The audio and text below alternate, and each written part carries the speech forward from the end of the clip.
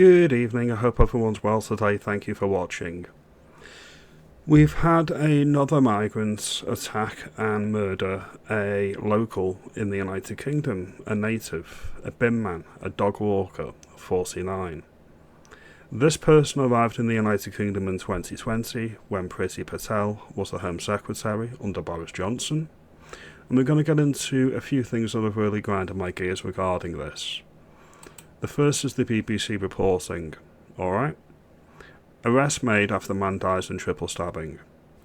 Nothing to see here, according to the BBC. Obviously that's not true. That's how they lie with the truth. That's how they do it.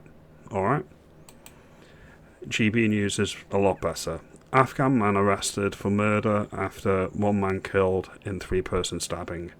So one man has lost his life. There's another with minor injuries, a teenager, and somebody who's got life-changing injuries as well.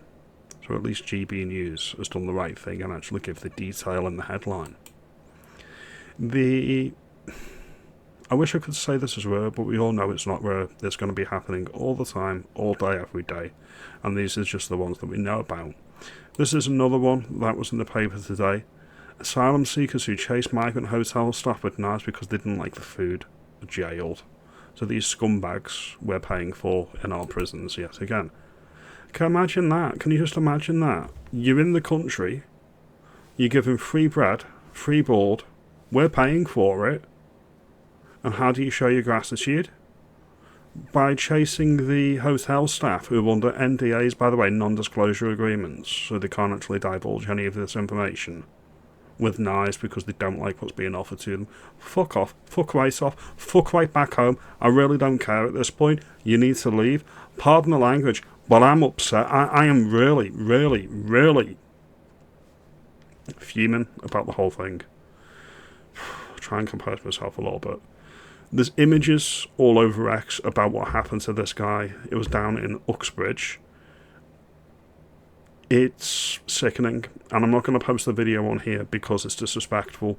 There's a lot of people that are doing it for clicks and views. Some may be doing it for outrage, some may be doing it to make people aware of the situation.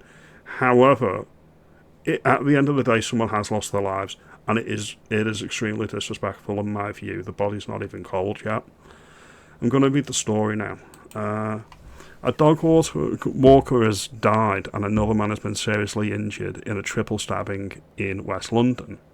The 49-year-old, who has been locally named as Wayne Broadhurst, was treated by paramedics but died at the scene. A second man, 45, was hospitalised with life-changing injuries, and a boy, 14, sustained non-life-threatening injuries or change in stab wounds, police said. Let's have a look now. The Afghan national, 22, was tasered and arrested on suspicion of murder and attempted murder in Midhurst Gardens, Uxbridge, 5 p.m. yesterday. The Home Office confirmed that the man arrested arrived in the UK in a lorry in 2020, granted asylum, and given leave to remain in 2022. He does not live in Home Office accommodation. Oh yeah, so that makes it fucking okay, doesn't it? He was taken to hospital as a precaution and has since been taken into police custody. So no doubt, if and when he's found guilty, he won't be deported. He will be put in prison at my expense and His Majesty's pleasure. This is the homicidal empathy of the ruling elites. They deal with policy in the abstract. They don't deal with the day-to-day consequences of their policies. They're sheltered from it. Gold-plated pensions, big sheltered community housing, out of sight, out of mind. They can do the policy on the hoof. Really, really nice guys, really, really nice people, give themselves a pat on the back. We deal with the consequences every single day, and it sickens me. We'll get on with the story now. On Tuesday, a neighbour in Uxbridge said the man who died was a bin man, described him as the last person on earth you would think somebody would go for. He's a bin man. I've been here 2 years, and I would see him walk past the window. She added that on Monday he was just doing his normal dog walk like he does every day. I still can't get over it. If he was 5 or 10 minutes later taking the dog out, would same thing have happened? She sent some shortbread and flowers over to his wife, the widow. The situation is, we don't know the motives, but we do know Muslims don't like dogs, and if this guy was from Afghan, which is a Muslim country, could it be that he thinks dogs are unclean? Could it be that he's offended by people walking dogs? Could it be that? Could be. Could be a multitude of reasons. Frankly, I don't actually care. He shouldn't be in the country. He should be deported earliest opportunity. Well, actually, short job shouldn't stop. Alright? And that's my line on this, okay? The police should have just ended him there and then on the street like they do. If this had been in America, that's exactly what would have happened. But no, not in Britain. We're too touchy-feely, namby-pamby to do anything like that.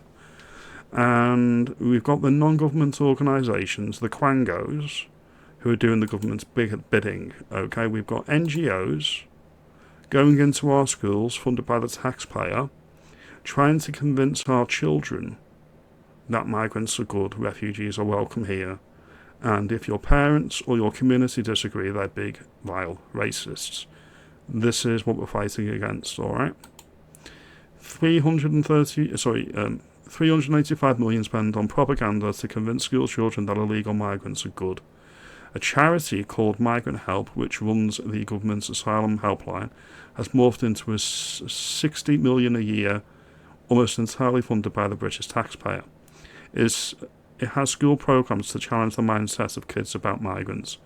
The UK government is turning British children against their own parents, their own communities, and their own country. This is treason. And that's from Basil the Great, by the way. This is the entire government infrastructure that Reform UK say they're going to go after when they get in the next election. They are going to get in, and it's our job to make sure that they get in to destroy the uni party.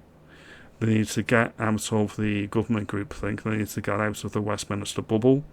They need to fire anybody in the Home Office that doesn't agree with implementing the government policy. And this homicidal empathy that we're paying for every single day needs to come to an end. I'm sick and tired of saying this, but I'm going to continue repeating it because people don't listen.